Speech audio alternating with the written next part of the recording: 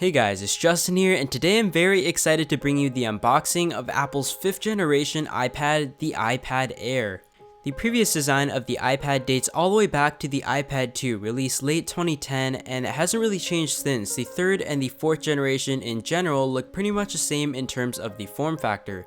However, this time around, Apple has wanted to slim down the iPad much more, hence the name the iPad Air, and it is much reminiscent of the design of its little brother, the iPad mini.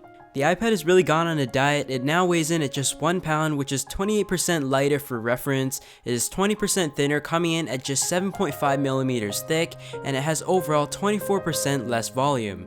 One of the most noticeable changes apart from its slimness is the bezel, which is now slimmed down 43% and in my opinion looks much better. So let's just go ahead and slice the packaging.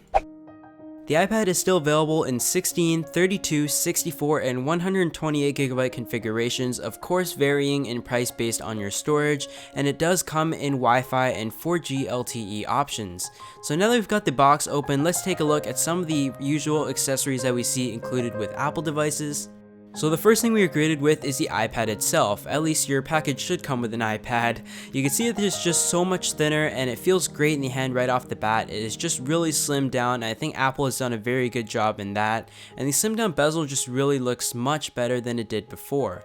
It also has a USB to wall charging adapter, nothing really different here. We've seen this through all the generations of the iPads. On the front, you've also got the universal switch, so you can just change up the prongs in case you go to a different country. You've also got your instruction manuals, a quick start guide, and also your most important Apple stickers, which I'm sure a lot of you have a lot of. Last but not least, you've also got a USB to lightning cable for syncing and charging of the device. Nothing too interesting here, but it is of course very important for using your iPad. So now that we've got all the accessories out, let's get to the good stuff, the iPad Air itself. So a lot of the things in the iPad Air were rather anticipated. Really the only thing that people didn't know about was the name iPad Air. Most people thought it would just be called the iPad 5, like the name scheme that Apple has been going on with their phones and in general most of their product line, but it still features the same 9.7-inch display, a 2048 by 1536 resolution with 3.1 million pixels. You can see the device is just so much thinner. Like I mentioned, it is just 7.5 millimeters thick, and what Apple would like to compare to the thickness of a pencil, and you can just see the demonstration here. This is just extremely thin.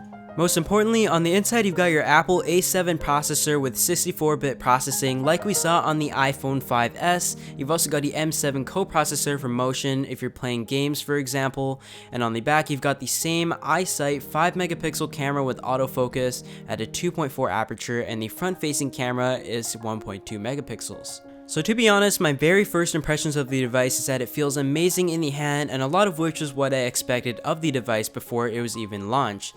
The only thing I was kind of disappointed about is that they did not include a fingerprint sensor, though that may not be really necessary for many on a tablet. But aside from that, I hope you guys enjoyed my unboxing of the Apple iPad Air, and if you'd like to see some more content coming from my channel, be sure to hit that subscribe button to be notified, and leave a comment down below on what iPad you will decide to pick up this year, and I'll see you all in the next video.